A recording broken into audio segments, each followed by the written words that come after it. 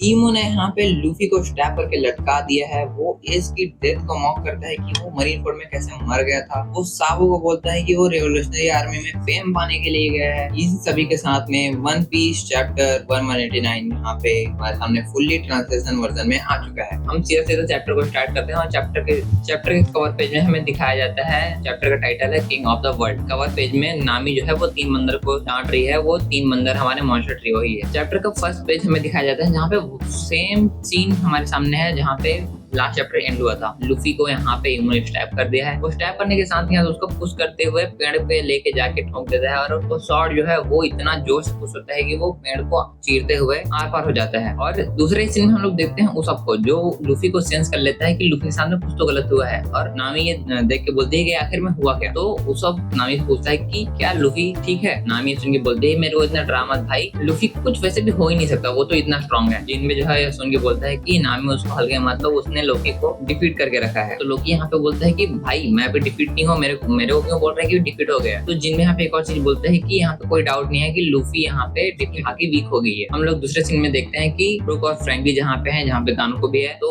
गानको की आईज तो मेल्ट हो गई है लेकिन गानको स्टिल अनकॉन्शियस ही है। ब्रूक उससे बात करने की ट्राई करता है लेकिन वो तो अनकॉन्शियस ही है। यहाँ पे उसॉप लूफी को सेंस करने के बाद गानको के ऊपर ध्यान रखे हुए है कि अगर वो कोई मूवमेंट करती है तो उसके ऊपर वो अटैक करेगा। इसी के साथ साथ हम लोग देखते हैं अजरुद्दीन और जर्ड, ये दोनों एक शिप से आ रहे होते हैं पता नहीं कहां से, और वो डायरेक्ट लोकी के ऊपर आगे बढ़ जाते हैं। उस बंदे की हालत इतनी ज्यादा पहले से ही खराब है, उसकी वाट ये लोग और लगा देते हैं। और उस शिप में चॉपर भी होता है जो कि इन दोनों को गिरने से बचा ले। लोकी की हालत यहाँ पे और ज्यादा खराब हो जाती है। यहाँ पे जर्ड जो है वो लोकी को हील करने आई होती है, वो उसको हील करने की बात करती है। बट लोकी यहाँ पे पूछता है कि तुम लोग यहाँ पे आए क्यों हो। तो अजुद्दीन बोलता है कि उसको जरूर ने यहाँ पे भेजा है तुम लोगों की मदद करने के लिए। इसी के साथ में हम लोग इमो को देखते हैं। इमो जो यहाँ पे एक और शॉट समन करता है और वो समन करने के साथ साथ वो लूफी को यहाँ पे मॉक करने की ट्राई करता है। वो बोलता है कि मंकी डी लूफी, कितना डिस्गस्टिंग नाम है। वो ये बोलने के साथ साथ वो एस की डेथ को भी यहाँ पे लेके आता है। वो बोलता है कि तुम 3 भाई हो, तीनों डिफरेंट फैमिली नेम से साथ में आते हो, तुम लोग ब्लड रिलेटेड नहीं हो और तुम तीनों का फेट सेम ही है।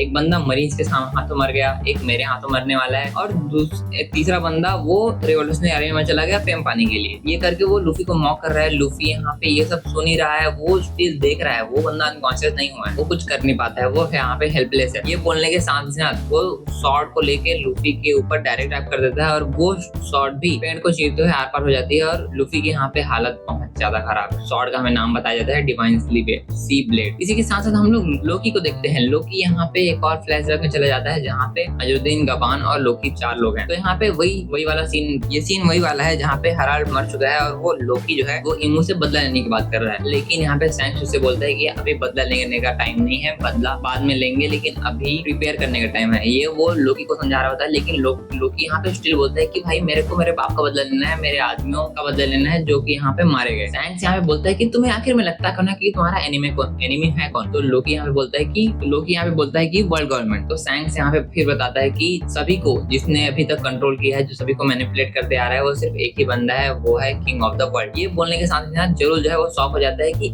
आखिर में वर्ल्ड गवर्नमेंट जैसी जगह पे किंग हो कैसे सकता है, वहाँ पे तो पॉलिटिक्स काम करता है। तो सैंक्स यहाँ पे एक और चीज सोचता है कि हाँ इन लोगों को आखिर में समझ में आएगा ये कैसे। इसी के साथ साथ लोकी बोलता है कि जो भी वो बंदा है, वो एक है किंग ऑफ द वर्ल्ड, जो भी है उसको मैं मार दूंगा अपने हाथों से, कोई भी हो, स्ट्रेट टू द पॉइंट वो वही बोलता है। ये बोलने के साथ ही साथ सैंक्स यहाँ पे बोलता है कि इसको डिफीट करना इतना इजी नहीं है। अगर वो डिफीट करने लायक होता तो उसको कोई ना कोई डिफीट ऑलरेडी कर लिया होता। और इसी के साथ में हमें ज़ेबेक को दिखाया जाता है, यानी कि वो बोल रहा है कि ज़ेबेक उसको ऑलरेडी डिफीट कर लिया होता अगर उसको डिफीट करना पॉसिबल होता तो। इसके बाद में लोकी यहाँ पे कोई किसी की भी नहीं सुनता है। वो बोलता है कि मेरे को उसको डिफीट करना है, मतलब डिफीट करना है, और वो बोलते के साथ ही साथ वो आइलैंड को लेफ्ट कर जाता है और यहाँ पे फ्लैशबैक एंड होता है। और वो सोचता है कि मैं इतने सालों तक वहाँ उसको खोज रहा था लेकिन उसको मैं खोज नहीं पाया, लेकिन अभी ये टाइम है, मेरे को उसको मारना ही है। ये बोलने के साथ ही साथ अजुद्दीन बोलता है उसको कि तुम्हारा जो प्लान है वो बहुत ज्यादा रिडिकुलस है, लेकिन मेरे को उससे कोई दिक्कत नहीं है, मेरे को भी एक चांस दो, मैं भी अपने फादर को अवेंज करना चाहता हूँ, मेरे को भी अपने बाप का बदला लेना है, मैं तुम्हारे साथ में उसको हराने में तुम्हारी मदद करूंगा, ऐसा अजुद्दीन उससे बोलता है। इसी के साथ ही साथ यहाँ पे जिनबे जो है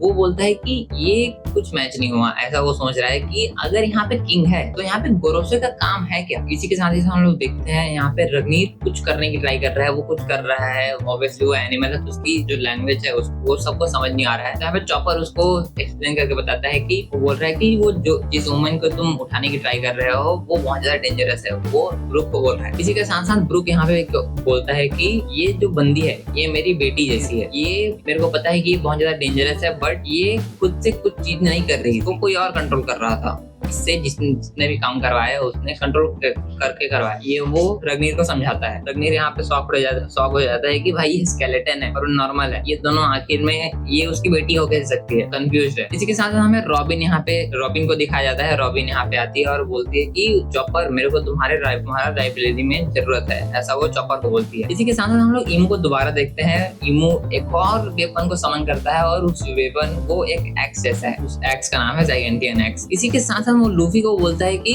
तुम्हें यहाँ पे प्राउड फील करना चाहिए कि तुम जिस वेपन से यहाँ पे मरने वाले हो, ये वेपन वही वेपन है जिस वर्ल्ड को एस्टेब्लिश करने में मदद करी थी। तो बोलने के साथ ही साथ हम लोग एक और सीन में चलते हैं जहाँ पे जोरो और समर फाइट कर रहे हैं। जोरो यहाँ पे वही अटैक अनलीज करता है जो उसने किंग के सामने करके रखा था। किंग को जिस अटैक ने रिपीट किया था वो अटैक यहाँ पे वो दोबारा यूज करने की ट्राई करता है, बट समर्स उसको रोक देता है, उसको कोई फर्क नहीं पड़ता है। ये पैनल बहुत ज्यादा मतलब टाइम कंज्यूमिंग है तो इसके बारे में अभी प्रॉपरली बात नहीं कर सकते, बट इतना मैं बता सकता हूँ कि यहाँ पे जो वेपन्स हैं उसके बारे में बताया जाता है कि जो वेपन्स है वो 800 साल पहले 19 किंग्स ने वहाँ पे रखी थी, जो इक्वालिटी को बनाए रखने के लिए उन्होंने वहाँ पे कसम खाई थी, ऐसा कुछ करके वो वहाँ पे समझा रहा होता है। इसी के साथ हमें कुछ शॉर्ट्स के नाम बताए जाते हैं जिससे तोफू, वोहो, नेमेसिस, लॉन्गिसिस, स्टिग्मा, मुरामासा, ऐसा करके वो 19 वेपन्स के नाम यहाँ पे बताता है। वो यहाँ पे बताता है कि इमू ने इसको ओमेन के साथ में रिस्टोर करके दोबारा से रीयूजेबल बनाया था और उसने हॉली नाइट्स को सभी को उनकी फैमिली के हिसाब से अलग अलग वेपन्स प्रोवाइड किए थे। उसके फैमिली को जो वेपन पास डाउन किया गया था उस वेपन का नाम है शेपर्ड और वो जोरो को उस वेपन को दिखाता है। इसी के साथ ही साथ हम लोग किलिंगम के वेपन को भी देखते हैं जो वो भी बताता है कि उसके फैमिली को जो वेपन दिया गया है वो है क्रोमोसिक्स। अब हम लोग डायरेक्ट ईमो को देखते हैं। ये है फाइनल चैप्टर, यहाँ पे वो लूफी को डायरेक्ट मारने ही वाला होता है। यहाँ पे एंट्री होती है गवान और गवान उसको डायरेक्ट आके रोक लेता है और